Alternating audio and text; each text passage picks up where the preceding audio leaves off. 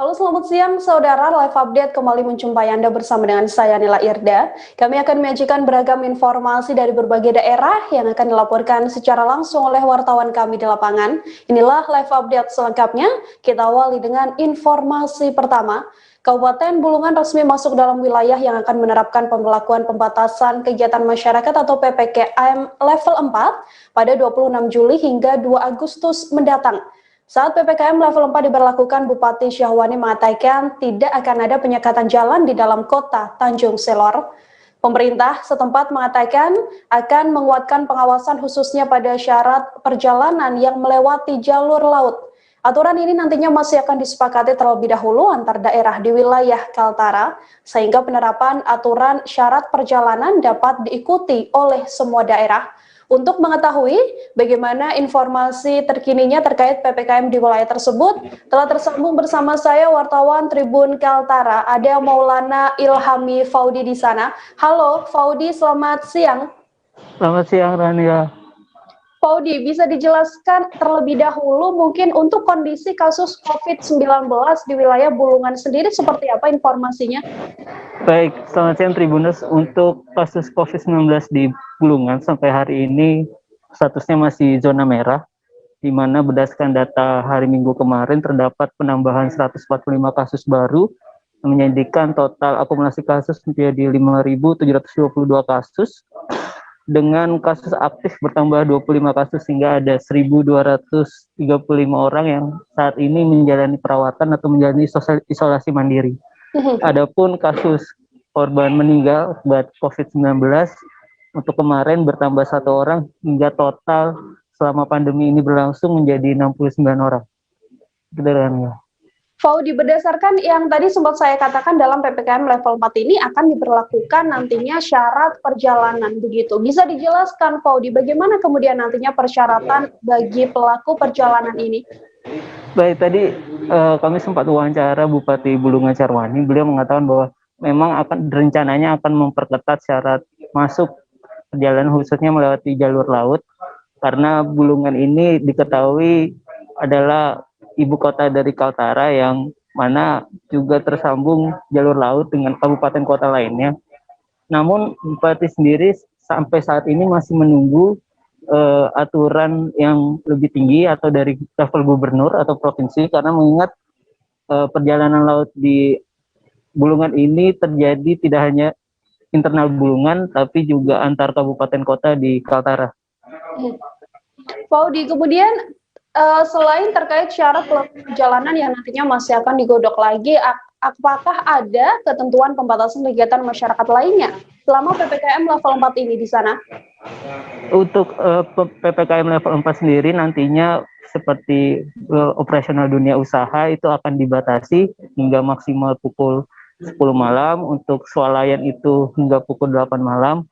Namun untuk kegiatan aktivitas olahraga, peribadatan itu juga akan dibatasi.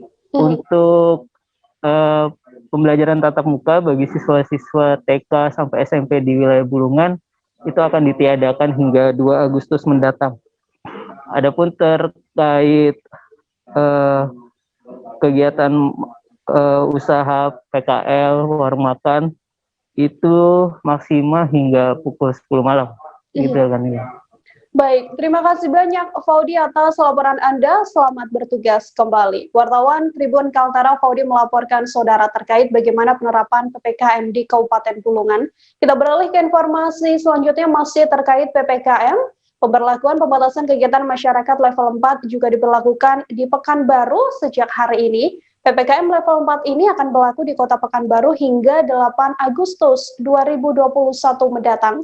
Sebanyak 5 pintu masuk ke Kota Pekanbaru diketahui akan disekat di wilayah perbatasan. Kebijakan pembatasan ini dilakukan untuk menurunkan penularan COVID-19 karena wilayah Pekanbaru saat ini masih masuk zona merah resiko penyebaran COVID-19. Nantinya warga yang ingin masuk dan keluar Kota Pekanbaru harus bisa menunjukkan sejumlah keterangan, diantaranya adalah kartu vaksin minimal sudah dosis pertama. Syarat ini juga diperuntukkan bagi penumpang dalam Provinsi Riau. Sementara untuk transportasi antar kota antar provinsi wajib menunjukkan kartu vaksin dan juga swab antigen H-1.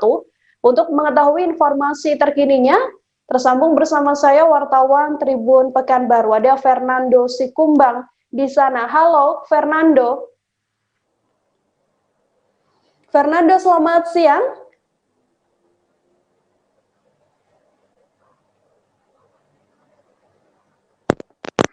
Oke, siang. Fernando, di mana saja 5 pos penyekatan keluar masuk di Kota Pekanbaru selama PPKM level 4 ini? Bisa dijelaskan?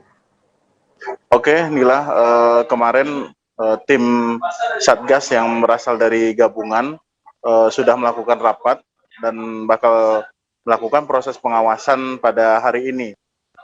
Tim tersebut melakukan penyekatan di 5 titik perbatasan yang bakal berlangsung selama 24 jam selama penerapan PPKM level 4 di Kota Pekanbaru.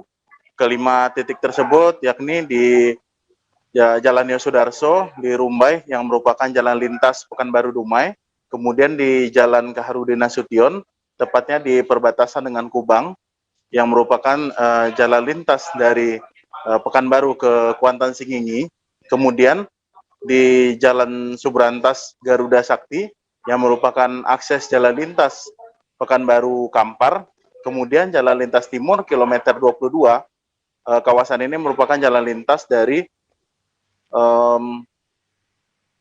Pekanbaru Pelalawan, kemudian satu jalan lagi yaitu di titiknya Jalan Garuda Sakti kilometer 4 yang merupakan jalan lintas Pekanbaru dengan Tapung.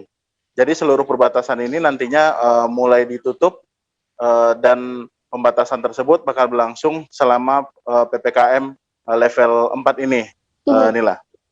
Akan diberlakukan penyekatan penutupan selama 24 jam. Kemudian Fernando, berdasarkan pantauan Anda, saat ini seperti apa suasana Kota Pekanbaru di hari pertama PPKM level 4? Oke, Nila, untuk saat ini kondisi masih normal, masyarakat masih beraktivitas, namun sejumlah persiapan dan juga sejumlah titik sudah mulai terlihat pengamanan dari tim gabungan yang merupakan personil kepolisian, TNI, dan juga Satpol PP, ada juga Dinas Perhubungan yang sudah melakukan proses persiapan untuk penyekatan di seluruh titik tersebut. Ada juga titik-titik yang nantinya bakal ditutup di dalam kota. Untuk masyarakat sendiri memang pada hari ini pemerintah kota bakal menggencarkan proses sosialisasi kepada seluruh masyarakat. Walaupun sebenarnya peringatan PPKM level 4 ini sudah disampaikan sejak akhir pekan kemarin.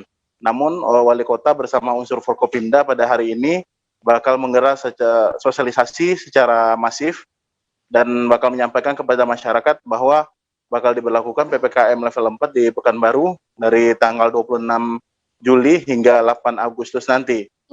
Masyarakat masih tetap menjalani aktivitas memang, namun sejumlah pembatasan sedang dilakukan persiapan, begitu Nila.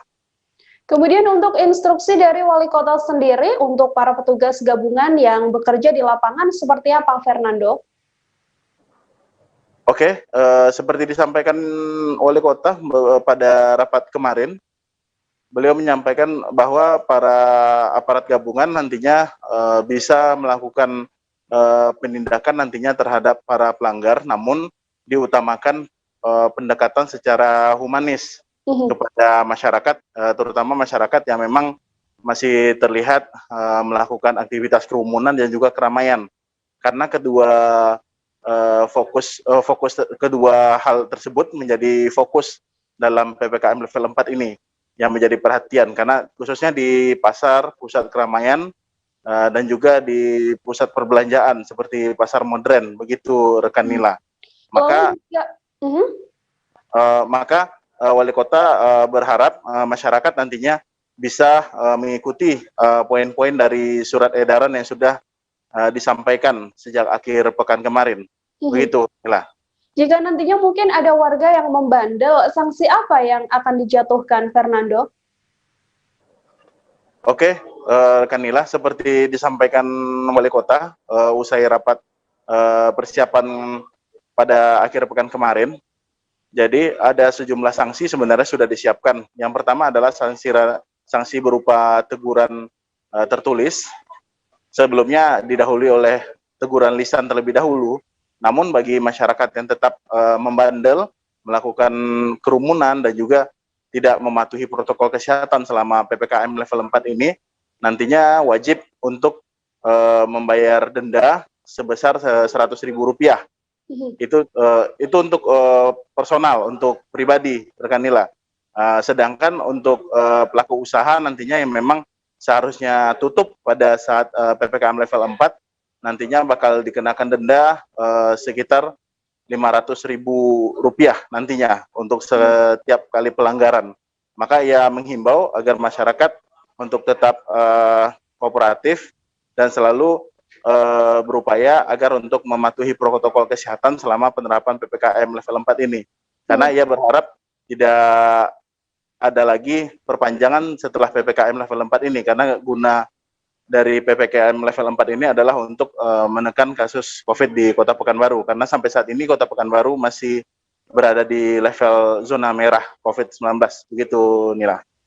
Baik, terima kasih banyak Fernando Sikumbang, wartawan Tribun Pekanbaru atas laporan Anda. Selamat bertugas kembali.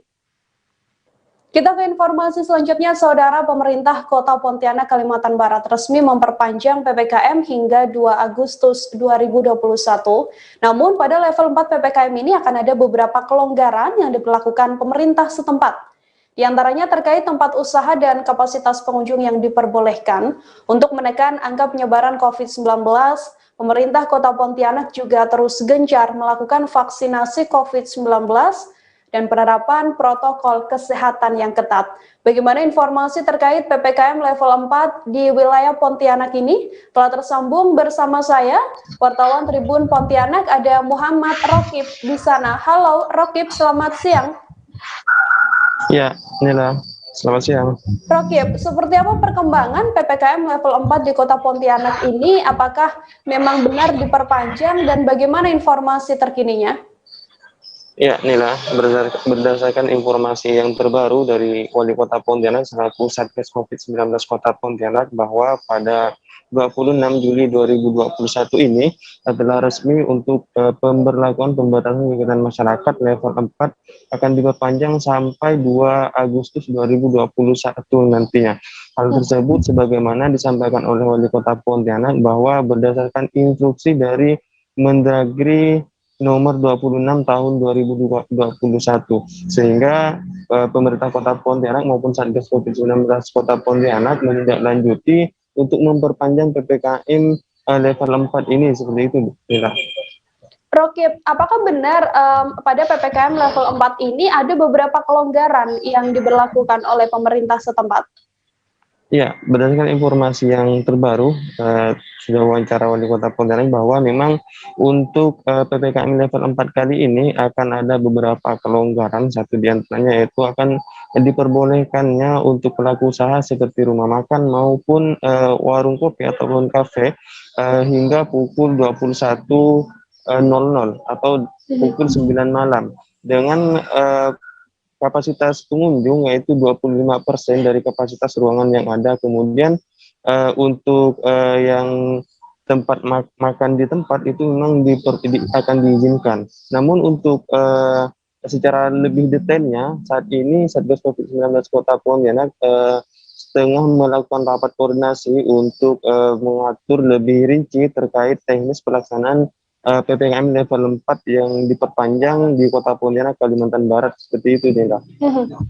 Rokib, dari pihak pemerintah Kota Pontianak sendiri, langkah-langkah semacam apa atau mungkin upaya apa yang telah dilakukan untuk menekan angka penularan COVID-19 pada PPKM level 4 ini?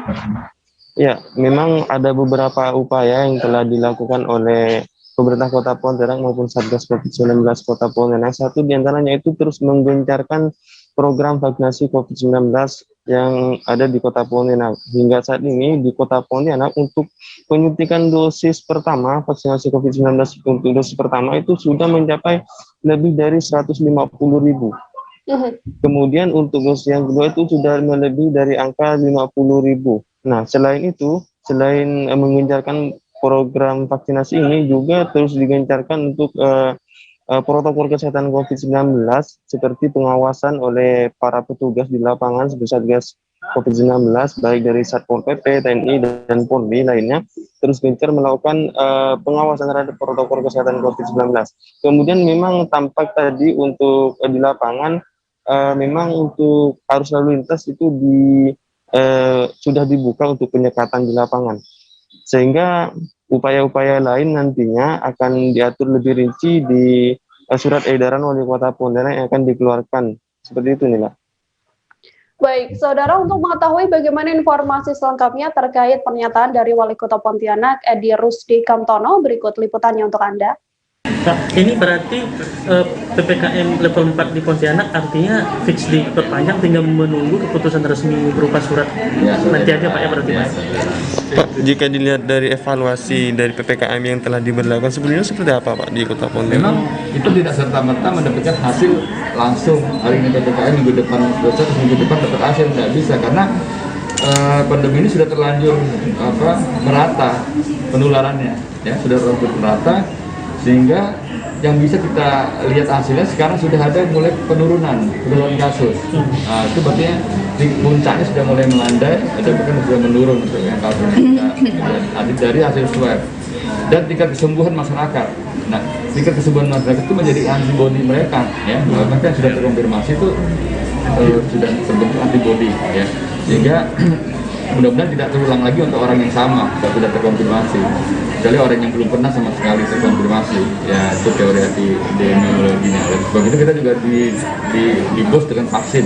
Juga ini vaksin juga salah satu upaya untuk meningkatkan antibodi semakin banyak. Nah, mungkin hasilnya nanti di bulan Agustus kita akan lihat, ya.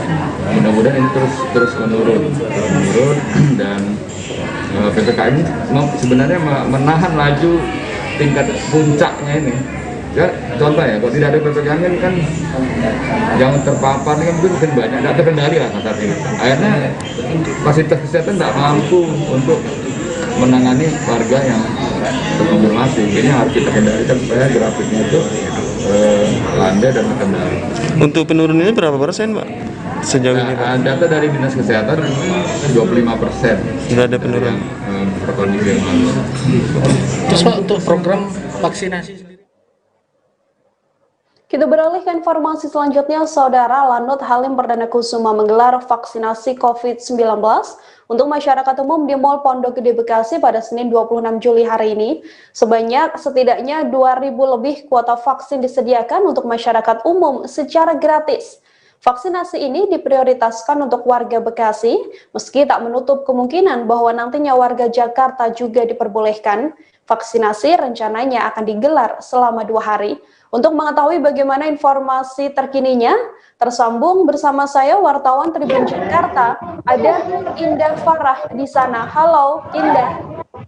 Halo Nila. Bisa dijelaskan, Indah, bagaimana situasi terkini vaksinasi yang telah digelar di Mall Pondok Gede Bekasi ini? Baik, bisa disampaikan kepada Tribuners bahwa memang vaksinasi kali ini yang digelar oleh pihak Lanut Halim Perdana Kusuma berlangsung di wilayah penyangga, tepatnya di Kota Bekasi, di mana diselenggarakan di Mall Pondok Gede Bekasi, Jawa Barat.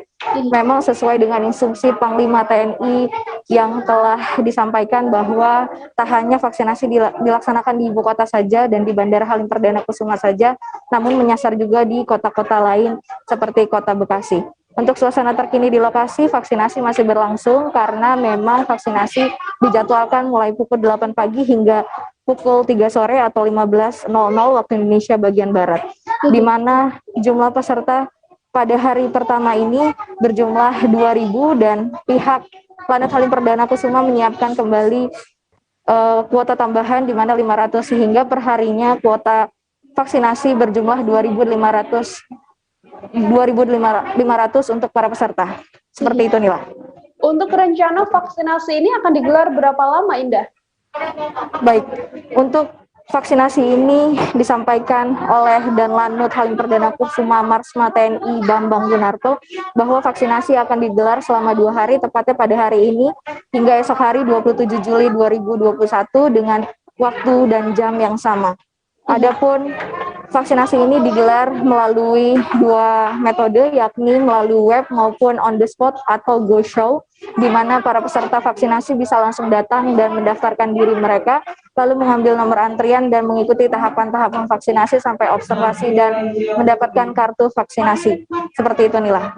Indah, jika nantinya memang peminat vaksinasi ini akan membludak, bagaimana langkah lanjutan dari petugas? Apakah akan ada rencana vaksinasi lain yang sudah tercatat akan dilakukan di luar Kota Bekasi?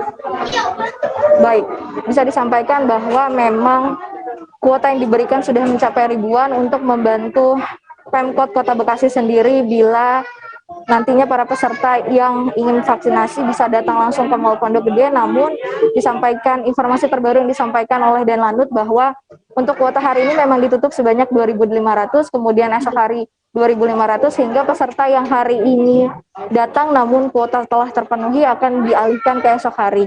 Ada juga Lanut Halim Perdana Kusuma telah menyiapkan sejumlah vaksinasi lainnya. Sebagai fasilitator, mereka menyiapkan tempat-tempat lainnya untuk melaksanakan vaksinasi, yakni di mana di wilayah Tangerang, Depok. Namun, untuk hal tersebut mereka masih memerlukan koordinasi lebih lanjut terhadap Pemkot terkait. Seperti itu, Nila. Baik, saudara wartawan Indah tadi juga telah melakukan wawancara dengan Lanut Halim Perdana Kusuma. Berikut liputannya untuk Anda. 2 hari yang lalu kami mengadakan rapat Tikon dan alhamdulillah seluruh stakeholder sangat mendukung. Yang bisa saya sebutkan mungkin yang pertama, kami dari Lanut Halim bekerjasama dengan Komando Operasi 1, kemudian juga dari manajemen Mall Pondok Gede Bekasi, dari pemerintah daerah, Dinas Kesehatan Bekasi, kemudian dari camat yang ada sekitar Pondok Gede, ada camat Pondok Gede sendiri, ada camat Pondok Melati, kemudian dari Sampurna, kemudian dari Rumah Sakit Desnawan TNI AU, dan juga dari RSUD tentunya ya Pak ya. Karena apa? Karena kalau tidak ada kolaborasi, kegiatan ini tidak mungkin terlaksana dengan sangat masif, tapi tetap terkendali. Jadi kami saat ini pagi hari ini memiliki 44 nakes yang didatangkan, diturunkan langsung dari stakeholder yang ada. Kemudian ada dari orang IT atau bagian dari mulai pendaftaran, dari mulai screening, observasi, kemudian diberikan sertifikat, vaksinasi juga itu ada 36. Jadi dengan jumlah dokter kira-kira ada 12 orang yang pagi hari ini. Kenapa kegiatan ini diadakan? Karena kami sendiri dari Lanut Halim sendiri mendapat perintah dari Panglima TNI langsung melalui Bapak Kasau agar juga selain melaksanakan vaksinasi di sekitar Lanut Halim maupun di Bandara Halim, kami juga ditugaskan untuk mengadakan vaksin di wilayah sekitar Halim. Dan saat ini prioritasnya adalah warga Bekasi. Jadi sekali warga Bekasi. Kami jeda sejenak, saudara. Setelah ini masih akan ada beragam informasi lain yang kami hadirkan untuk Anda. Tetap di live update. Oke, apa kabar Bang Arief di sini untuk strateginya? Kalau saya sendiri di Gimik 37 ini yang semalam baru mulai, Apa yang dirasakan saya udah kapan hitam? Sebenarnya aku nggak ngerasa itu penangkapan atau penggerebegan atau apapun itu, karena gini loh, posisinya aku kriteria. Jadi kita mengenal disebut dengan stroke yang tidak berdarah dengan stroke yang berdarah. Stroke yang tidak berdarah itu biasanya ditandai dengan adanya penyumbatan. Kalau itu terjadi di sini mungkin pikirnya tidak ke situ kali ya, tapi kalau di Korea atau di Kamboja itu ada beberapa paper yang saya itu mas, ya dulunya tukang koran. Oh gitu ya, Tukang koran. Ya saya baca itu Pak. Tuh kan pernah baca kan? Ya. Jadi kalau saya jadi pangdam itu udah bersyukur banget. Si anak ini dijadikan sebagai tersangka begitu. Ya kalau ini kita bicara yang di luar kasus Situbondo ya, dengan nama hujan shower, di mana terdapat batas jelas antara daerah hujan dan tidak hujan yang biasanya terjadi pada fase awal mature stage atau tahap berbahaya dewasa. tuh Kang. Jadi mulai artinya terjadinya perlembekan. Nah itu untuk penetrasi akan sulit gitu ya. Dok saya ini menurut saya memang tidak mudah, bukan urusan tanah diambil, Kalau misalnya Amerika Serikat sekarang, Rasulullah mengatakan dalam sebuah hadis bahwa berpuasa di 6 hari Syawal itu. Oke, apa kabar Bang Arif di sini untuk strateginya? Kalau saya sendiri di Jumit 37 ini yang semalam baru mulai, saya udah sebenarnya aku nggak ngerasain penangkapan atau penggerebegan atau apapun itu, karena gini loh, posisinya aku kriteria. Jadi kita mengenal disebut dengan stroke yang tidak berdarah dengan stroke yang berdarah. Stroke yang tidak berdarah itu biasanya ditandai dengan adanya penyumbatan. Kalau itu terjadi di sini mungkin pikirnya tidak ke situ kali ya, tapi kalau di Korea atau di Kamboja itu ada beberapa paper yang saya itu Mas, ya dulunya tukang koran. Oh gitu ya. Tukang koran. Ya saya baca itu Pak. Tuh kan pernah baca kan? Ya. Jadi kalau saya jadi pangdam itu udah bersyukur banget. Si anak ini dijadikan sebagai tersangka begitu. Ya kalau ini kita bicara yang di luar kasus Situbondo ya. Dengan nama hujan shower, di mana terdapat batas jelas antara daerah hujan dan tidak hujan yang biasanya terjadi pada fase awal mature stage atau tahap berbahaya dewasa. tuh Kang. Jadi mulai artinya terjadinya perlembekan. Nah itu untuk penetrasi akan sulit gitu ya. Dok saya ini menurut saya memang tidak mudah, bukan urusan tanah diambil. Kalau misalnya Amerika Serikat sekarang, Rasulullah mengatakan dalam sebuah hadis bahwa berpuasa di 6 hari Syawal itu. Oke, apa kabar Bang Arif di sini untuk strateginya? Kalau saya sendiri di Jumit 37 ini yang semalam baru mulai, saya udah sebenarnya aku nggak ngerasain penangkapan atau penggerebegan atau apapun itu, karena gini loh, posisinya aku kriteria. Jadi kita mengenal disebut dengan stroke yang tidak berdarah dengan stroke yang berdarah. Stroke yang tidak berdarah itu biasanya ditandai dengan adanya penyumbatan. Kalau itu terjadi di sini mungkin pikirnya tidak ke situ kali ya, tapi kalau di Korea atau di Kamboja itu ada beberapa paper yang saya itu Mas, ya dulunya tukang koran. Oh gitu ya. Tukang koran. Ya saya baca itu Pak. Tuh kan pernah baca kan? Ya. Jadi kalau saya jadi pangdam itu udah bersyukur banget. Si anak ini dijadikan sebagai tersangka begitu. Ya kalau ini kita bicara yang di luar kasus Situbondo ya. Dengan nama hujan shower, di mana terdapat batas jelas antara daerah hujan dan tidak hujan yang biasanya terjadi pada fase awal mature stage atau tahap berbahaya dewasa. tuh Kang. Jadi mulai artinya terjadinya. Anda masih menyaksikan live update bersama dengan saya Nila Irda. Kita beralih ke informasi selanjutnya, saudara. Warga menemukan peti mati di pinggir jalan Jenderal Sudirman, Kelurahan Ramanuju, Kecamatan Purwakarta, Kota Cilegon, pada Minggu 25 Juli kemarin. Peti mati tersebut ditemukan sekitar pukul 13.45 dengan kondisi sedikit terbuka. Pihak kepolisian juga langsung melakukan penyelidikan terkait temuan itu. Petugas Inafis Polres Cilegon sudah membawa peti mati tersebut untuk kepentingan identifikasi. Untuk mengetahui bagaimana informasi terkininya, tersambung bersama saya wartawan Tribun Banten, ada Hairul Ma'arif di sana. Halo Hairul, selamat siang.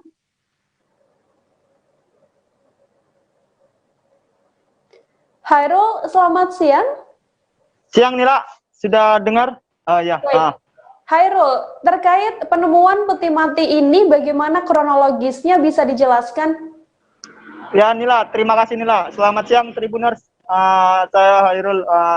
Jadi penemuan peti mati ini terjadi sekitar pukul 1.45 siang di pinggir jalan. Dan informasi pertama dikabarkan oleh seorang warga yang lewat. Warga yang lewat langsung melapor kepada pihak terkait dan saat ini setelah ada laporan warga tersebut, pihak terkait dari Inafis Polres Cilegon langsung melakukan evakuasi peti mati tersebut ke bagian Inafis dan karena untuk mengantisipasi adanya hal-hal yang tidak diinginkan langsung dievakuasi saat ini Nila. Hairul, apakah saat ini sudah diketahui siapa kemudian yang membuang peti mati tersebut? Sampai saat ini pihak Polres Cilegon utamanya Inafis dan Satreskrim Polres Cilegon masih dalam penyelidikan ya Nila untuk saat ini. Karena setelah dilakukan pengecekan terhadap rumah sakit yang ada di Kota Cilegon, semua jenazah khususnya yang menggunakan peti mati itu dari Kapolres Cilegon, AKBP Sigit Haryono mengatakan semua jenazah sudah dikebumikan dengan lancar tanpa adanya yang dibuang ataupun ada yang kemungkinan semacam ini terjadi inilah. Kemudian apakah ada kemungkinan Hairul berdasarkan informasi yang Anda peroleh bahwa peti mati ini sebenarnya berasal dari akan diperuntukkan sebagai peti mati jenazah pasien COVID-19? Baik Dila, dari keterangan yang didapat dari Kapolres Cilegon AKBP Sigit Haryono, beliau menampik hal tersebut karena dirinya juga sudah melakukan pengecekan dan langsung mengkonfirmasi setiap rumah sakit yang ada di wilayah hukum Polres Cilegon untuk mengkonfirmasi apakah ada peti mati yang terbuang atau apakah ada jenazah COVID yang nantinya mengalami ketidaklancaran dalam penguburan. Menurut Kapolres Cilegon AKBP Sigit Haryono, beliau menampik itu dan semua menurutnya di rumah sakit Cilegon ini sudah mengkebumikan jenazah baik itu pasien COVID ataupun yang tidak pasien COVID dengan menggunakan peti sudah lancar menurutnya. Saat ini beliau masih melakukan penyelidikan lebih lanjut terkait siapa yang membuang peti mati ini. Sampai saat ini informasi yang didapat dari tribunbanten.com hanya sebatas itu saja, Nila. Baik, artinya sampai saat ini pihak kepolisian masih menelusuri terkait peti mati yang ditemukan oleh warga di wilayah Cilegon. Terima kasih banyak Hairul Ma'arif, wartawan Tribun Banten, atas laporan Anda. Selamat bertugas kembali. Kita beralih ke informasi selanjutnya, Saudara. Setelah melakukan penertiban protokol kesehatan di beberapa wilayah kerumunan di Kabupaten Sarolangun, pihak Satuan Polisi Lalu Lintas Polres Sarolangun kemudian membubarkan balap liar di Jalan Lintas Sumatera pada Sabtu malam kemarin. Saat pembubaran, sejumlah pria hingga penonton kabur dari kejaran Satlantas Polres Sarolangun. Pembubaran balap liar ini dilakukan karena para pengendara mengganggu pengendara lain. Pihak kepolisian mengatakan akan melakukan pembubaran secara humanis. Namun jika tidak bisa dikendalikan, maka nantinya Satlantas akan memberikan peringatan dan juga teguran terukur. Dalam razia ini, pihak kepolisian diketahui telah mengamankan setidaknya ratusan sepeda motor. Untuk mengetahui bagaimana informasi terkininya, tersambung bersama saya wartawan Tribun Jambi ada Rifani Halim di sana. Halo Rifani. Iya. Rifani, sejak kapan, bisa dijelaskan sejak kapan Jalan Lintas Sumatera Sarolangun ini kemudian dijadikan tempat balap liar oleh sejumlah warga? Oke, para pembalap liar di Kabupaten Sarolangun, yakni di Jalan Lintas Timur tersebut, sudah sekitar 2 bulan. Sebelumnya, para pembalap liar yang berada di Kabupaten Sarolangun ini melakukan balap liar di area komplek kantor Bupati Sarolangun. Namun Kasat Lantas pada waktu itu melakukan penutupan jalur di areal kantor Bupati Sarolangun. Setelah ditutup oleh Satlantas Polres Sarolangun, para pembalap-pembalap ini berpindah ke lokasi Jalan Lintas Timur Kabupaten Sarolangun. Oke. Untuk laporan sendiri atau mungkin keterangan dari masyarakat dan juga sejumlah pengendara, bagaimana laporan yang mereka berikan terkait keresahan pada saat banyaknya balap liar yang dilakukan oleh warga di wilayah tersebut?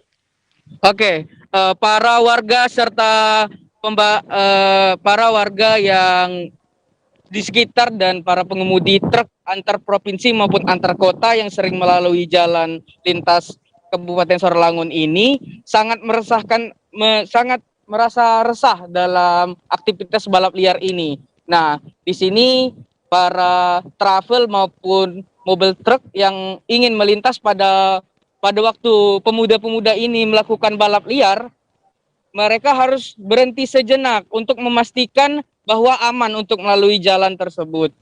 Oke. Selama ini sudahkah pernah terjadi kecelakaan di tempat adanya balap liar ini, Hairul? Oke. Kalau untuk kecelakaan di Jalan Lintas Timur sejauh ini belum ada. Namun tempat balap liar yang sebelumnya di komplek kantor Bupati, menurut keterangan warga sering terjadi kecelakaan antar para pembalap.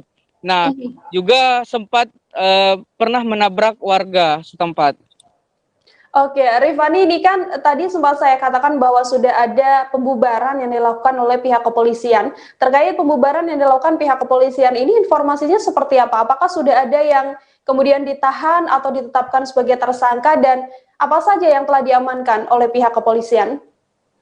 Oke, pihak kepolisian Polres Sarolangun melakukan penahanan sepeda motor sebanyak 130 sepeda motor dan knalpot brong, yang beberapa knalpot brong sudah diamankan oleh pihak Polres. Hal ini dilakukan untuk mencegah balap liar di jalan lintas tersebut karena sangat meresahkan. Nah, untuk itu para pembalap pemuda-pemuda ini diketahui di bawah umur, masih di bawah 18 tahun. Nah, untuk melakukan itu pihak lantas memanggil orang tuanya untuk membuat perjanjian untuk tidak melakukan balap liar lagi, ditandatangani di materai 10.000. Begitu. Baik, terima kasih banyak wartawan Tribun Jambi, Rifani Halim, atas laporan Anda. Selamat bertugas kembali. Kita jeda sejenak, saudara. Setelah ini masih akan ada informasi lain yang kami hadirkan untuk Anda. Tetap di live update. Oke, apa kabar Bang Ariski di sini untuk strateginya? Kalau saya sendiri di Jumit 37 ini yang semalam baru mulai, saya udah sebenarnya aku nggak ngerasain penangkapan atau penggerebekan atau apapun itu, karena gitu posisinya aku kriteria. Jadi kita mengenal disebut dengan stroke yang tidak berdarah dengan stroke yang berdarah.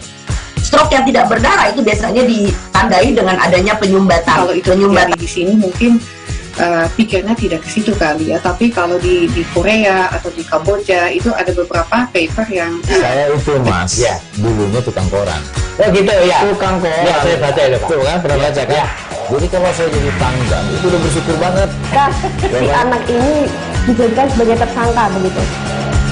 Ya kalau ini kita bicara yang di luar kasus Situbondo ya, dengan nama hujan shower, di mana terdapat batas jelas antara daerah hujan dan tidak hujan yang biasanya terjadi pada fase awal mature stage atau tahap bahaya itu Kang. Jadi mulai artinya terjadinya perlembekan. Nah itu untuk penetrasi akan sulit gitu ya.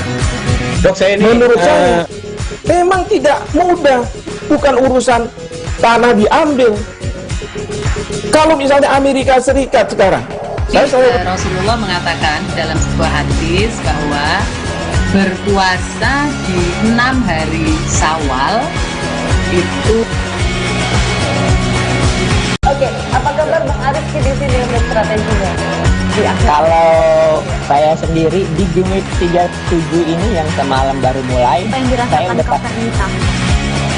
sebenarnya aku nggak ngerasain penangkapan atau penggerebekan atau apapun itu, karena gitu posisinya aku kriteria.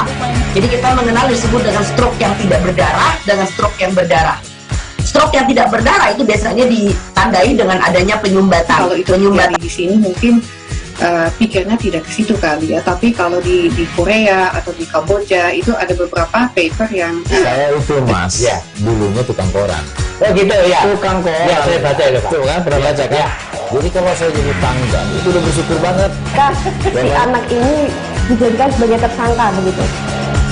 Ya kalau ini kita bicara yang di luar kasus Situbondo ya, dengan nama hujan shower, di mana terdapat batas jelas antara daerah hujan dan tidak hujan yang biasanya terjadi pada fase awal mature stage atau tahap bahaya itu Kang. Jadi mulai artinya terjadinya perlembekan. Nah itu untuk penetrasi akan sulit gitu ya. Dok, saya ini menurut saya memang tidak mudah, bukan urusan tanah diambil. Kalau misalnya Amerika Serikat sekarang, Rasulullah mengatakan dalam sebuah hadis bahwa berpuasa di 6 hari Syawal itu. Oke, apa kabar Bang Ariski di sini untuk strateginya? Kalau saya sendiri di Jumit 37 ini yang semalam baru mulai, saya udah sebenarnya aku nggak ngerasain penangkapan atau penggerebekan atau apapun itu, karena gitu posisinya aku kriteria. Jadi kita mengenal disebut dengan stroke yang tidak berdarah dengan stroke yang berdarah.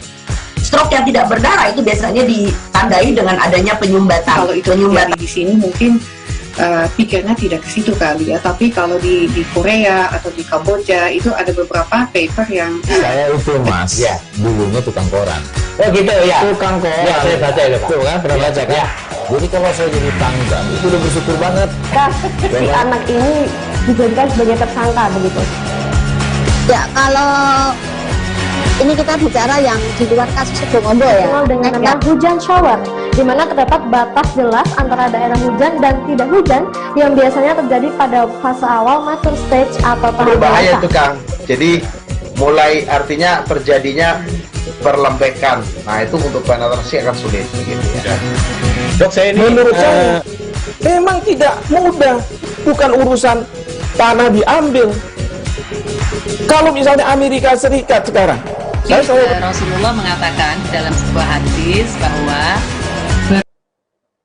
Masih di live update bersama dengan saya Nila Irda, kita ke informasi selanjutnya. Saudara, praktik pembuatan surat swab palsu berhasil dibongkar oleh Polres Indramayu. Seorang pelaku berhasil diringkus yang merupakan seorang office boy di Puskesmas Sukra. Aksi pelaku terbongkar setelah adanya laporan dari masyarakat. Selain menangkap pelaku, pihak kepolisian juga turut mengamankan sejumlah barang bukti. Bisnis pembuatan surat swab palsu ini diakui pelaku sudah ia lakukan sejak beberapa bulan terakhir. Untuk mengetahui informasi terkininya terkait kasus ini, tersambung bersama saya wartawan Tribun Cirebon, ada Handika Rahman di sana. Halo Handika, selamat siang. Siang Nila. Handika, untuk Polres Indramayu sendiri dalam pembongkaran praktik pembuatan surat swab palsu ini seperti apa informasi terkininya? Baik Nila, pada hari kemarin jajaran Polres Indramayu berhasil membongkar kasus pembuatan surat swab palsu, tepatnya di Puskesmas Sukra, di mana pelaku pembuatan surat swab palsu ini adalah seorang office boy atau OB Nila. Nah, untuk aksi ini sudah dia lakukan selama 2 bulan dan akhirnya bisa terendus polisi berkat laporan dari masyarakat. Pada hari kemarin pun pelaku langsung dibawa ke Mapolres Indramayu untuk dimintai keterangan Nila. Berapa keuntungan yang didapat oleh pelaku ini dalam pembuatan surat swab palsu? Handika, sudahkah ada informasinya yang Anda dapatkan? Berdasarkan pengakuan dari pelaku, OB ini mendapat keuntungan entah dari 100.000 sampai 150.000 per satu surat swab palsu yang ia buat. Sejauh ini polisi baru menemukan ada sekitar 40 lebih surat swab palsu yang telah ia buat. Namun tidak menutup kemungkinan jumlah tersebut lebih banyak lagi, mengingat aksi ini sudah ia lakukan selama 2 bulan lebih. Gila. Apakah memang pelaku ini melakukan aksinya seorang diri, Handika, kemudian tindak lanjut apa yang dilakukan oleh pihak kepolisian dalam kasus ini? Baik Nila, sejauh ini polisi baru menangkap 1 pelaku dan masih melakukan pengembangan lebih lanjut terkait kasus ini. Polisi juga akan melakukan pendalaman khususnya terhadap pelaku, apakah pelaku ini bekerja sendiri atau ada oknum pelaku lain yang ikut berperan dalam kasus ini, Nila. Baik, saudara wartawan kami juga telah menghimpun wawancara dari Kasat Reskrim Polres Indramayu. Berikut liputannya untuk Anda. Gimana Pak awalnya Pak? Ya, jadi dari Satreskrim Indramayu hari ini berhasil untuk mengungkap adanya surat swab palsu yang mana kami dapatkan informasi dari masyarakat sekitar. Kami amankan yang bersangkutan dengan inisial W ketika melakukan kegiatan di Kecamatan Sukra. Adapun barang bukti yang kami amankan ada sekitar 40-an lebih KTP yang sudah difotokopi beserta beberapa lembar swab yang tertulis untuk tanggal 26 Juli. Ini kebanyakan korban minta untuk perjalanan atau gimana? Untuk pendalaman masih kami lakukan, namun sejauh ini kami lihat untuk kegiatan perjalanan. Peran dari pelaku di puskesmas apa itu, Komandan? Jadi ini salah satu oknum di puskesmas yang bekerja sebagai petugas kebersihan. Itu diketahui sama petugas puskesmas yang lain? masih belum diketahui, nanti kami lakukan pendalaman lebih lanjut. Satu lembar itu berapa itu?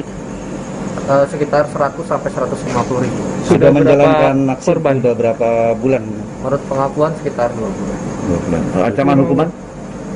Ancaman saat ini yang kami lakukan, pasal yang kami persyaratkan adalah 263 dengan ancaman 6 tahun. Namun masih kami lakukan pemeriksaan lebih lanjut apakah ada motif dan modus lain dan terlibatan oknum-oknum yang lain. Kita beralih ke Medan, saudara. Seorang wartawan media online disiram air keras oleh orang tak dikenal tepat di Jalan Jamin Ginting, Simpang Selayang, Medan Tuntungan pada Minggu 25 Juli malam. Akibatnya pria yang merupakan pimpinan redaksi ini mengalami luka di bagian wajah dan juga langsung dilarikan ke rumah sakit. Dari pengakuan korban, pelaku penyiraman berjumlah 2 orang. Aksi pelaku juga terekam kamera CCTV di lokasi kejadian. Untuk mengetahui bagaimana informasi terkininya, tersambung bersama saya wartawan Tribun Medan, ada Victory Hutauruk di sana. Halo, Victory. Ya, halo, selamat siang Nila. Victory, terkait adanya penyiraman air keras ini, bagaimana kronologinya? Apakah memang benar aksi dari pelaku ini terekam kamera CCTV di lokasi kejadian? Ya, baik Nila. Jadi berdasarkan informasi yang kami himpun dari rekan korban yang datang untuk menjemput korban menuju ke rumah sakit.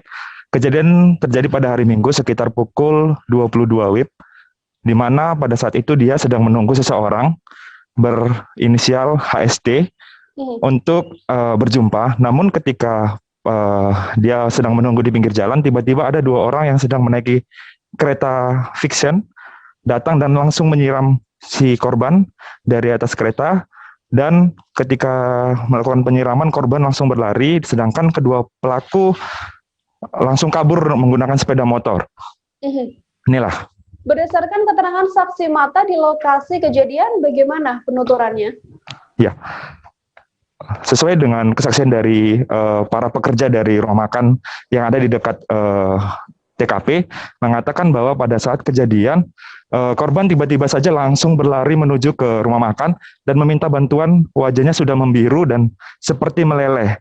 Dan pada saat itu para pekerja langsung membantu korban dengan menggunakan air putih yang dingin untuk membasuh wajah. Pada saat itu korban sudah tidak bisa melihat dan warga langsung berbondong-bondong membantu untuk membersihkan air keras tersebut. Seperti itu Nila. Baik, Victory, berdasarkan keterangan dari korban sendiri, saat kejadian apa korban ini bisa mengenali pelaku atau mungkin menggambarkan ciri-ciri dari pelaku? Ya, baik. Berdasarkan cerita dari teman korban yang membawa korban langsung, dia mengatakan, korban mengatakan ciri-ciri dari pelaku bertubuh tinggi dan kurus yang menyiramnya. Namun untuk pelaku lainnya yang membawa kereta, dia tidak sempat melihatnya karena dia berada di dalam kereta dan menggunakan helm. Seperti itu Nila. Untuk kondisi terkini dari korban setelah kejadian seperti apa, Victory, informasinya? Iya, berdasarkan dari penuturan Kasubag Humas RSUP Adam Malik mengatakan korban sudah dioperasi pada pukul 7 pagi tadi dan mengalami luka bakar 4% di daerah wajahnya. Namun untuk penglihatan maupun penciuman maupun pendengaran masih dalam proses operasi, jadi tidak bisa untuk dijelaskan lebih lanjut. Nantinya apabila proses operasi sudah selesai, nanti pihak rumah sakit akan mengabari lebih lanjut seperti apa kondisinya, Nila. Dari keterangan sementara, apakah sudah ada titik terang mungkin, Victory, terkait motif dari penyiraman air keras ini? Baik, hingga saat ini barusan saya konfirmasi dari Kabid Humas Polda Sumut, Hadi Wahyudi mengatakan bahwa masih dalam pemeriksaan. Ada beberapa saksi yang sudah diperiksa, baik pekerja rumah makan, baik saksi yang ada di lokasi. Nah, kabarnya sudah ada pelaku yang diamankan, namun hingga saat ini Polrestabes Medan belum ada mengkonfirmasi dan dikabarkan akan segera dirilis hari ini. Seperti itu, Nila. Oke, Saudara, Victory juga telah menghimpun wawancara dengan Kasubag Humas RSUP Haji Adam Malik Medan. Berikut liputannya untuk Anda. Semalam tanggal 25 Juli 2021 benar kita ada terima masyarakat yang datang ke IGD dengan keluhan tersiram cairan air keras pada sekitar pukul 22:02. Nah, pada saat itu inisialnya PS, usia 25 tahun. Pada saat itu kita langsung tangani sesuai prosedur screening COVID, kita screening dulu COVID-nya aman, kita tindak lanjuti dengan tindakan-tindakan yang diperlukan, yaitu kompres luka dan lain sebagainya. Kemudian disimpulkan dari hasil penanganan bahwasanya pasien ini memerlukan tindakan lanjutan secara situ atau segera, yaitu operasi debridement, pembersihan luka dengan indikasi chemical burn 4% atau luka bakar 4% di area wajah. Operasinya berapa lama kira-kira? Berapa cukup sekali atau bagaimana dengan kondisi seperti itu? Pasien itu masuk ke kamar bedah sekitar pukul 7 pagi dan sampai saat ini masih menjalani operasi. Kita belum bisa pastikan sampai berapa lama tergantung tingkat kesulitannya. Sampai saat ini apakah ada pihak polisi yang datang ke rumah sakit? Sejauh ini belum ada. Jadi pihak kepolisian yang datang itu hanya semalam ketika pasien diantar. Memang pasien diantar langsung oleh pihak kepolisian. Setelah itu belum ada lagi. Kalau kondisi kesadaran? Kondisi kesadaran pasien baik, pasiennya sadar, tapi memang chemical burn atau luka bakar di area wajahnya perlu penanganan situ atau segera. Jadi pasien langsung kita proses untuk tindakan debridement pada pagi hari ini sekitar pukul 7 pagi.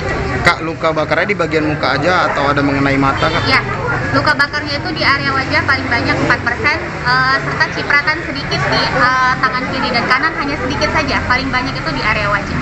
Ada panca indera yang rusak, Kak, seperti mulut, hidung, pernapasan atau pendengaran? Dengar apa? Ada rusak panca inderanya seperti Kok nggak mau ke-mute?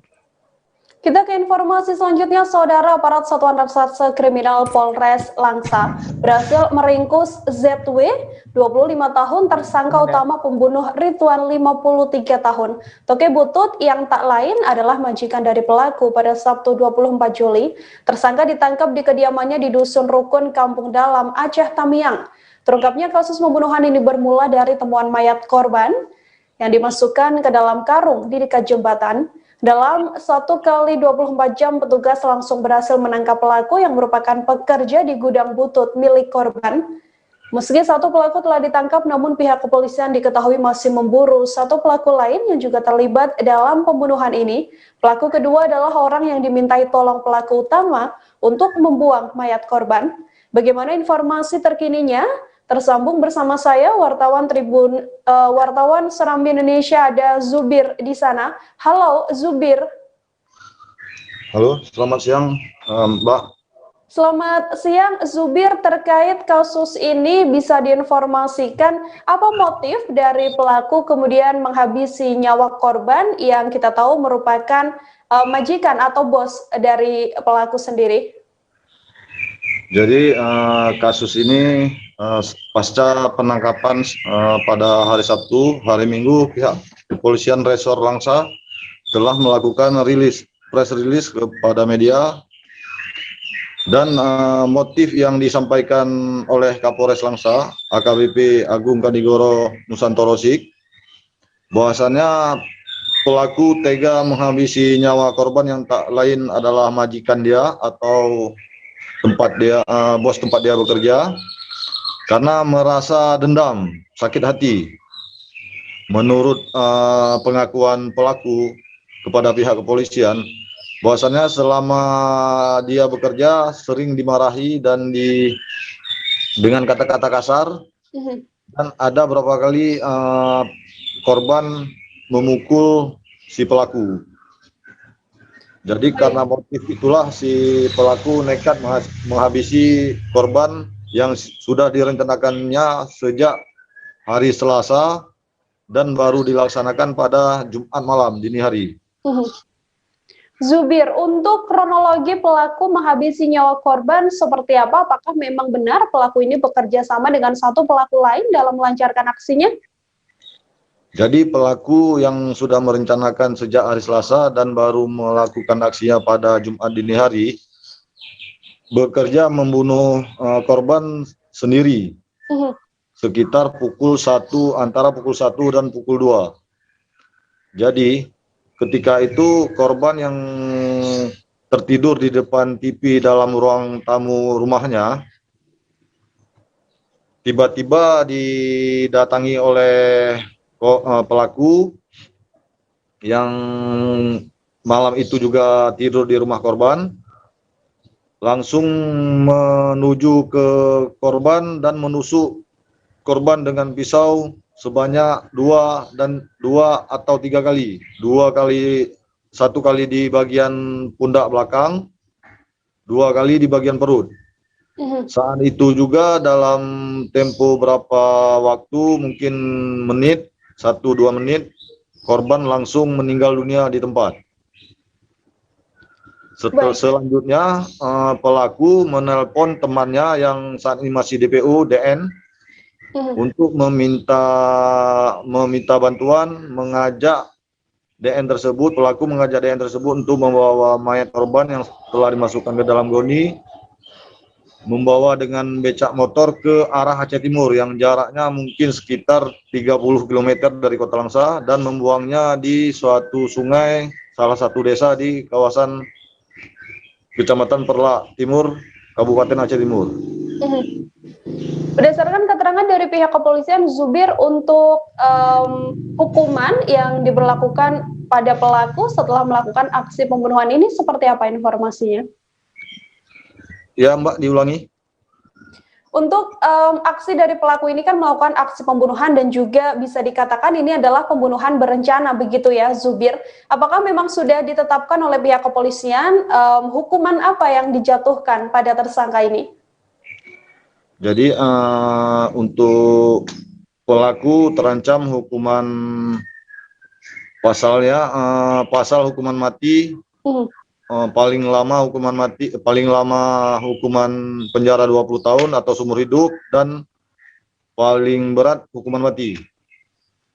Baik, untuk mengetahui informasi lebih detailnya, saudara wartawan kami juga telah menghimpun wawancara dari Kapolres Langsa dan juga Kasat Reskrim Polres Langsa. Berikut liputannya untuk Anda.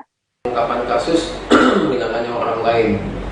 Ini berawal daripada penemuan mayat di alur sungai Dusun Jengki, Kecamatan Perlak Timur, Kabupaten Aceh Timur pada hari Selasa tanggal 20 Juli pukul 16.00. Kemudian dari kepolisian Polres Aceh Timur membawa jenazah tersebut ke Rumah Sakit Umum Langsa untuk di pemeriksaan luar dan dalam, dan juga diambil identifikasi oleh unit identifikasi Polres Aceh Timur yang bergabung dengan unit identifikasi Polres Langsa. Setelah diidentifikasi, ternyata korban adalah saudara Ridwan, 53 tahun, di tempat tinggal di Dusun Satria, Sungai Pau Indo, Kecamatan Langsa Barat, Kota Langsa. Dan dari tersebut dihubungi pihak keluarga, yang mana pihak keluarga langsung membuat laporan polisi ke Polres Langsa. Setelah membuat laporan polisi ke Polres Langsa, kemudian Satreskrim Polres Langsa melakukan penyelidikan terhadap kejadian tersebut. Dan dalam waktu kurang dari 1x24 jam, Satreskrim Polres Langsa berhasil menangkap saudara yang berinisial ZW, laki-laki, umur 25 tahun, beralamat di Dusun Kampung Dalam, Kecamatan Rantau, Kabupaten Aceh Tamiang, Provinsi Aceh.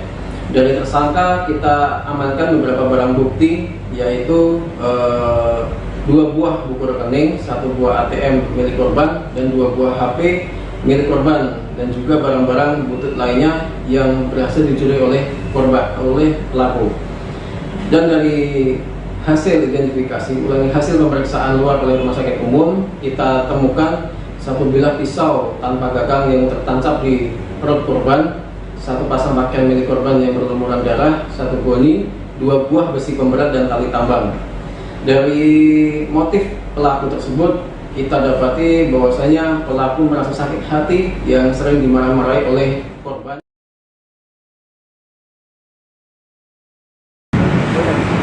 Tersangka memotong kebutuhan mayat dalam karung di Desa Jengki, di Kecamatan Perlak Timur, Kabupaten Aceh Timur. Kemudian yang terputus dalam karung diikat dengan tali tambang dan diberi pemberat dalam karung. Setelah itu ditemukan dibawa ke rumah sakit untuk dilakukan swab darah. Kita didapatkan identitas dari korban, yaitu saudara Ridwan. Dilakukan swab di rumah sakit umum daerah. Untuk gagangnya masih kita lakukan pencarian oleh tim, karena berdasarkan keterangan dari tersangka sudah dibuang di Kita beralih ke Papua, Saudara. Pemakaman almarhum Jimmy Demianus Iji, tokoh sentral pemekaran Provinsi Papua Barat, rencananya digelar hari ini. Hal ini berdasarkan surat yang dikeluarkan pemerintah Provinsi Papua Barat pada Senin 26 Juli 2021. Almarhum Jimmy Iji akan dimakamkan di pemakaman Taman Bahagia, Jalan Pahlawan, Kelurahan Sanggeng, Distrik Manokwari Barat, Kabupaten Manokwari.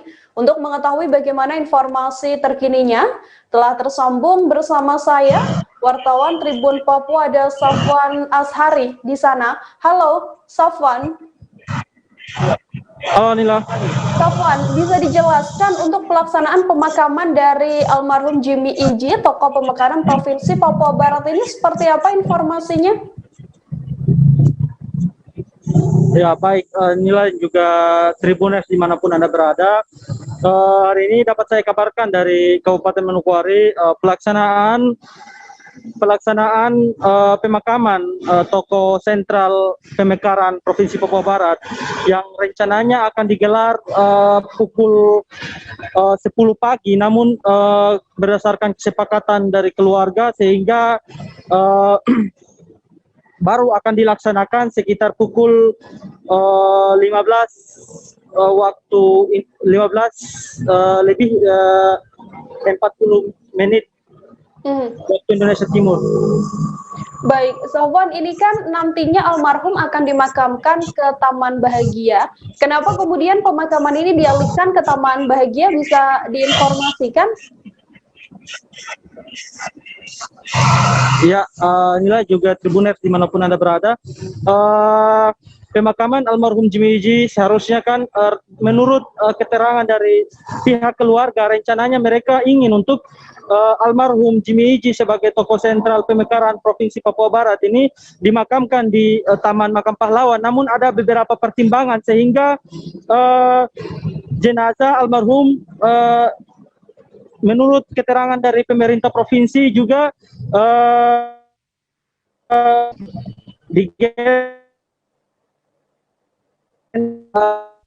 yang dimakamkan di Taman Makam Pahlawan itu harus ada beberapa kriteria yang harus disertakan begitu.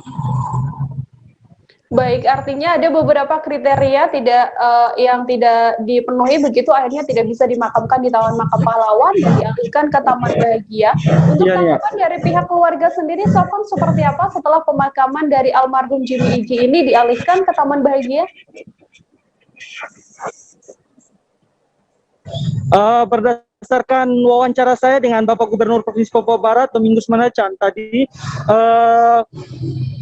menurut keterangan beliau, mereka pihak keluarga dan juga pihak pemerintah sudah membicarakan hal itu, dan pihak keluarga dari awalnya mereka mau untuk dimakamkan di pemakaman Taman Makam Pahlawan, namun karena pertimbangan tersebut sehingga pihak keluarga menerima jenazah almarhum tokoh sentral pemekaran Provinsi Papua Barat dimakamkan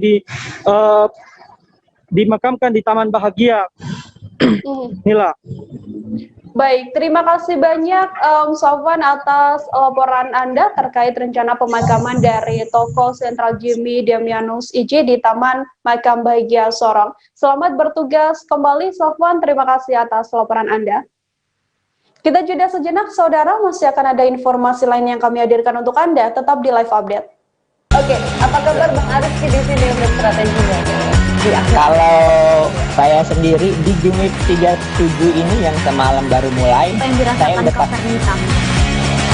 sebenarnya aku nggak ngerasa itu penangkapan atau penggerbegan atau apapun itu, karena gini loh, posisinya kriteria.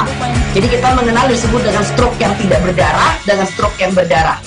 Stroke yang tidak berdarah itu biasanya ditandai dengan adanya penyumbatan. Kalau itu terjadi di sini mungkin pikirnya tidak ke situ kali ya, tapi kalau di Korea atau di Kamboja itu ada beberapa paper yang saya itu mas, ya dulunya tukang koran.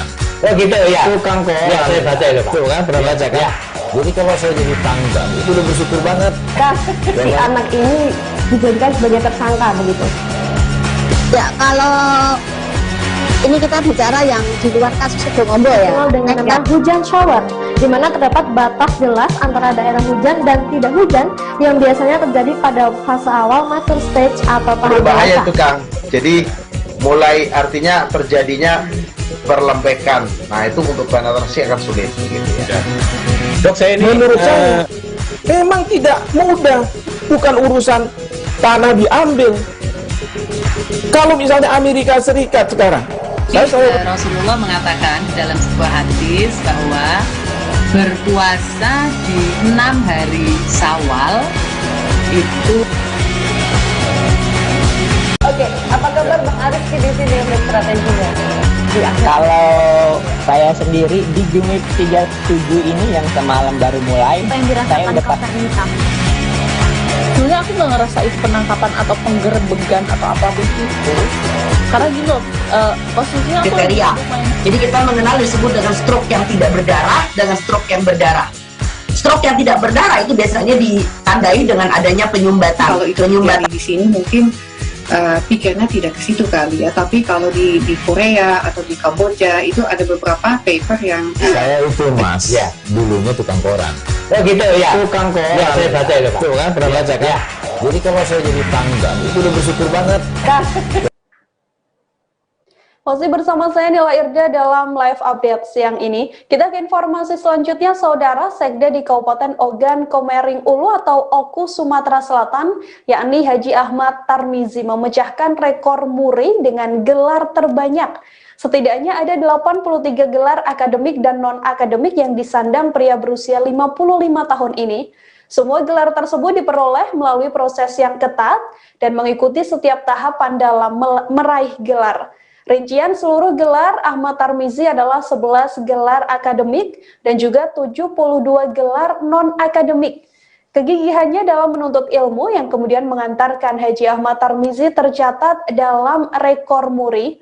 Untuk mengetahui bagaimana informasi terkininya, tersambung bersama saya wartawan Sripo, ada Leni Juwita di sana. Halo Leni, selamat siang.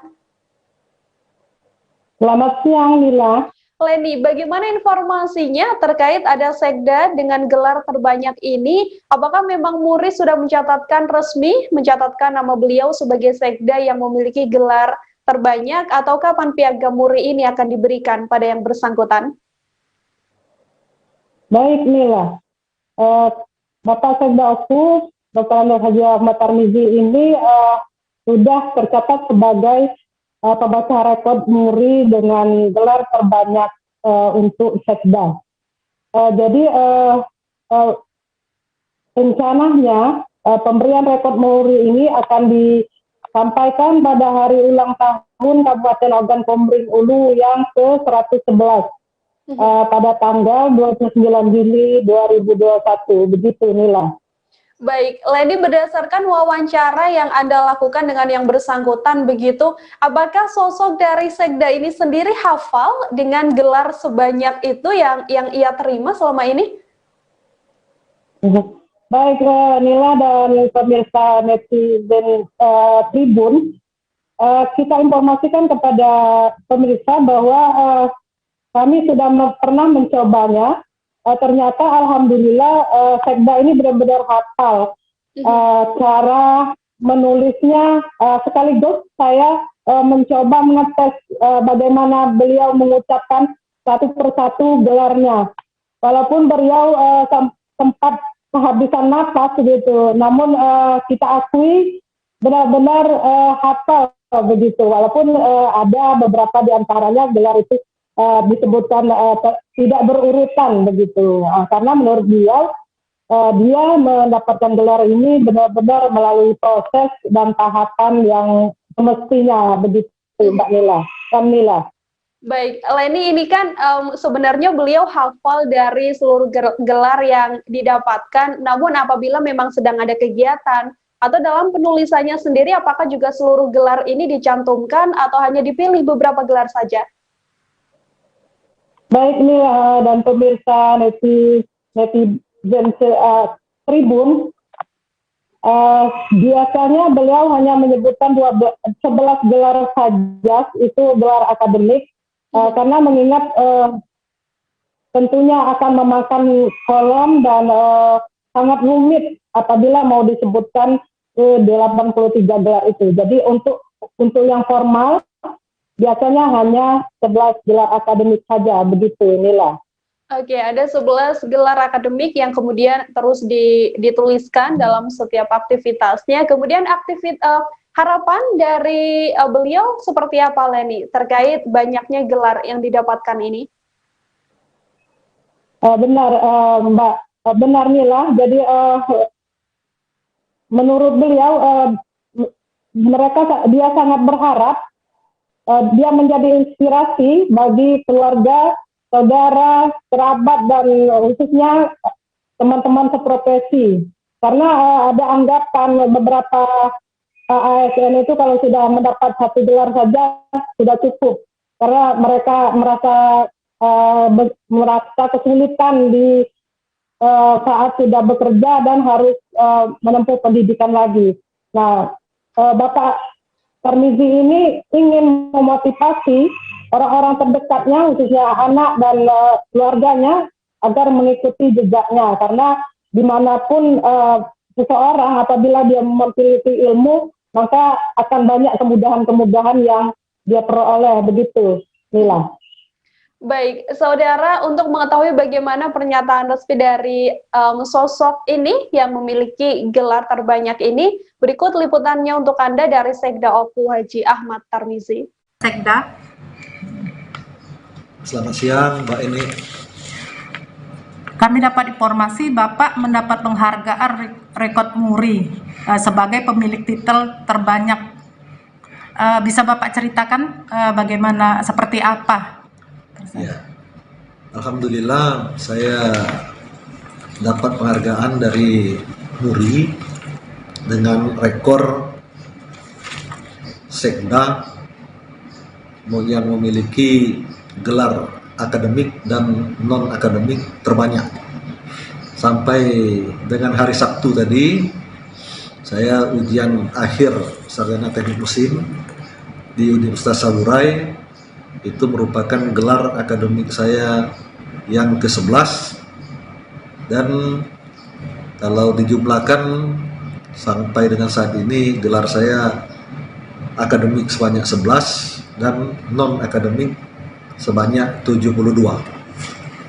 Baik, kalau ditulis lengkap dengan titelnya, seperti apa panjangnya penulisan nama Bapak? Iya, kalau saya coba tulis kemarin itu memerlukan separuh dari pada kertas kuartu.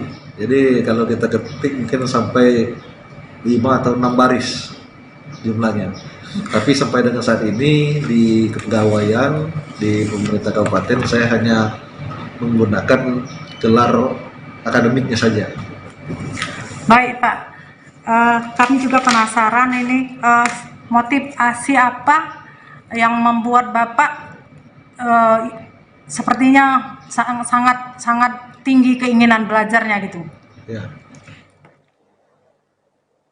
4 bersaudara di Kutai Kartanegara kini harus menjadi yatim piatu setelah kedua orang tuanya meninggal dunia akibat terpapar COVID-19.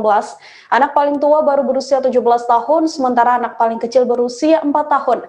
Kisah 4 bersaudara ini juga viral setelah momen seorang anak mengazani orang tuanya di pemakaman menjadi viral di media sosial. Orang tua dari 4 bersaudara ini berpulang selang 2 hari saja yang diawali meninggalnya sang suami, kemudian disusul oleh sang istri, sementara anak-anak mereka menjalani isolasi di Wisma Atlet Tenggarong Seberang karena terpapar COVID-19. Bagaimana informasi terkininya? Tersambung bersama saya wartawan Tribun Kaltim, ada Aris Joni di sana. Halo Aris, selamat siang. Selamat siang Nila. Aris, terkait adanya pasangan suami istri yang kemudian meninggalkan keempat anaknya karena terpapar COVID-19 ini, bisa dijelaskan kapan pastinya pasangan tersebut meninggal dunia? Ya, terima kasih Nila. Untuk informasinya yang Tribun dapatkan, bahwasannya ayah daripada 4 anak ini, yakni almarhum Ali Yusni, dikabarkan meninggal dunia pada hari Kamis tanggal 22 bulan 7 beberapa hari lalu. Nah, berselang 2 hari kemudian barulah menyusul istrinya, yakni Desi Setiawati, yang meninggal pada hari Sabtu tanggal 24 kemarin. Begitulah. Baik, Aris, pasangan tersebut kan juga memiliki 4 orang anak begitu, dan juga kisah dari seorang anak ini viral di media sosial karena momen saat mengazani ibunya di pemakaman. Bisa dijelaskan untuk keempat anggota keluarga ini siapa saja, kemudian siapa yang mengazani sang ibu? Oh iya, pasangan suami istri yang meninggal di Kukar ini meninggalkan sebanyak 4 anak. Yang pertama itu berusia 17 tahun, dan yang kedua 13 tahun, dan yang sampai pada anak keempat, yaitu yang paling kecil 4 tahun. Sementara yang viral di video itu, yang mengajani itu yakni anak kedua bernama Agra, usia 13 tahun. Agra dipanggil untuk mengazani ibunya karena kakaknya, anak pertama daripada pasangan ini, sedang menjalani isolasi di Wisma Atlet Tenggarong. Dan juga tidak hanya kakaknya, adiknya juga atau anak yang ketiganya ini juga ikut bersama kakaknya menjalani isolasi. Sementara Agra sendiri yang mengazani dan adiknya yang paling bungsu tidak ikut isolasi karena kondisinya sehat, dan saat ini sudah bersama keluarganya untuk tinggal sementara bersama pihak keluarga dari sang istri. Aris, untuk pasangan suami istri ini apakah memang meninggal dunia karena memiliki penyakit penyerta atau pada saat menjalani isolasi di kediamannya, atau seperti apa informasinya? Barusan tadi saya konfirmasi ke kakak daripada Desi, almarhumah Desi, bahwa kakaknya ini bernama Neolita menyatakan bahwa adiknya itu tidak memiliki riwayat apa-apa. Namun sang suami memang memiliki riwayat penyakit diabetes. Sehingga suaminya itu pertama kali masuk diantar oleh sang istri dalam kondisi sehat. Namun setelah itu barulah sang istri ngedrop dan juga ikut di isolasi seperti itu. Artinya keduanya ini meninggal dunia pada saat sedang menjalani isolasi di rumah sakit, Aris? Ya, saat menjalani perawatan isolasi juga di rumah sakit. Untuk saat ini keempat anak dari dari pasangan suami istri ini akan diasuh oleh siapa informasinya? Pihak keluarga tetap menegaskan bahwa keempat anaknya pasangan ini akan diurus oleh pihak keluarga kedua belah pihak. Ya, tapi saat ini keempat anak itu sementara diurus oleh keluarga dari pihak istri. Begitu Nila. Baik, wartawan kami Saudara Aris juga tadi menghimpun wawancara dari kakak almarhumah. Berikut liputannya untuk Anda. Dengan siapa aja? Dengan siapa aja? Sama siapa aja. Baik orangnya. Dia perhatian sama istri, sama perhatian dengan teman Kak, kalau lagi perlu bantuan cepat. Tapi sebelum sakit ini Mbak, gimana kondisi beliau, sehat aja kah atau ada riwayat memang? Kalau suaminya memang ada riwayat penyakit diabetes. Gitu. Kalau adik saya tuh nggak ada sama sekali. Nggak ada ya? Malah kan dia sendiri yang antarkan ke rumah sakit suaminya. Kita juga nggak tahu waktu itu kan. Dia yang antarkan suaminya ke rumah sakit ke rawat inap di sana kan. Nah, waktu itu adik saya masih baik aja kondisinya, dan sebelum dimasukkan ke ruang ICU untuk dipasangkan ventilator itu juga masih sempat komunikasi sama saya juga. Keluhannya apa pada saat itu? Cuma sesak aja. Cuma sesak aja ya? Sama ada batuk sedikit lah itu.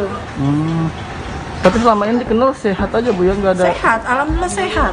Jarang sakit ya? Nggak ada sakit. Terus di shock ventilator. Enggak, waktu di shock jadi ketahuan apa. Warga Kecamatan Kambera, Sumba Timur menangis saat menyaksikan jembatan gantung di wilayahnya ambruk. Jembatan yang dikenal jembatan gantung Waturumbing itu diterpa banjir bandang akibat siklon tropis Seroja yang melanda hampir sebagian wilayah NTT pada 4 April dan juga 5 April 2021 lalu. Mengisahkan kembali bagaimana kejadian tersebut, seorang warga yang ditemui pada Sabtu kemarin sampai meneteskan air mata. Saat jembatan ambruk, sejumlah warga diketahui sedang mengungsi ke atas gunung. Bagaimana informasi selengkapnya? Tersambung bersama saya wartawan Pos Kupang, ada Obi di sana. Halo, Obi, selamat siang. Obi, selamat siang.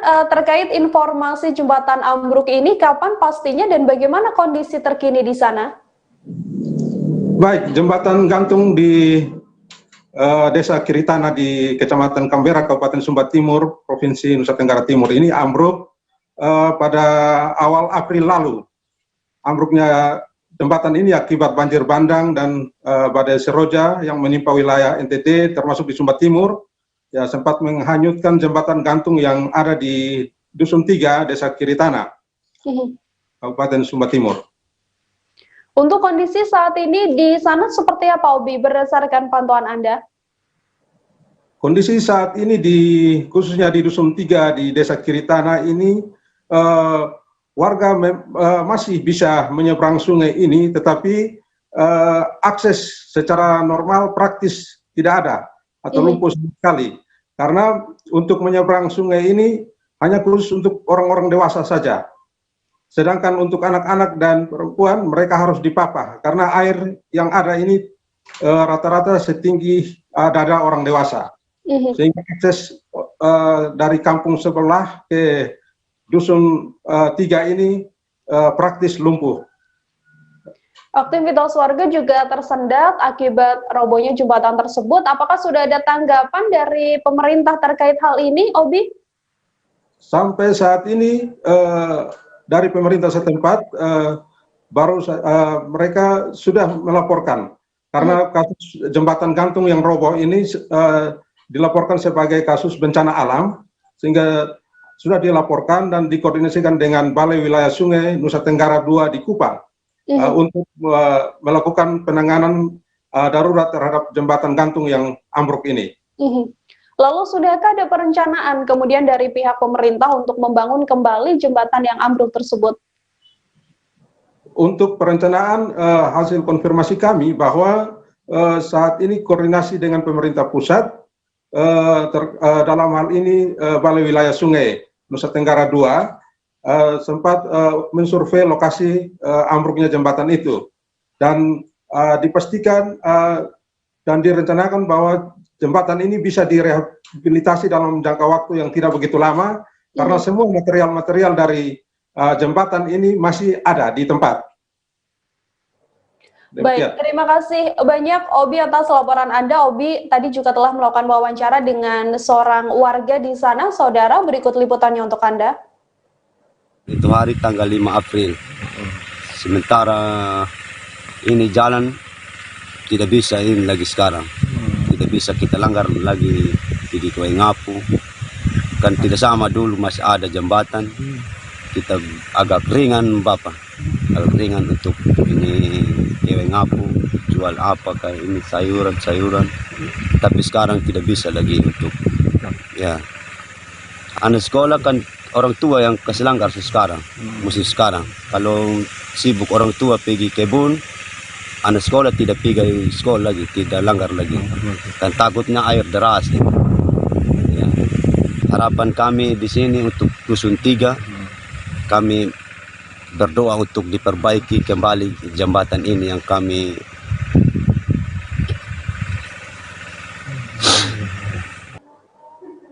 Informasi tadi sekaligus menutup perjumpaan kita dalam live update kali ini. Saudara, saksikan informasi terupdate lainnya hanya di channel YouTube tribunnews.com. Lantaran masih di tengah pandemi, kami juga kembali mengingatkan untuk selalu menerapkan protokol kesehatan dimanapun Anda berada. Mewakili kru yang bertugas, saya Nila Irda pamit undur diri. Terima kasih dan sampai jumpa. Jangan lupa like, subscribe, dan share ya!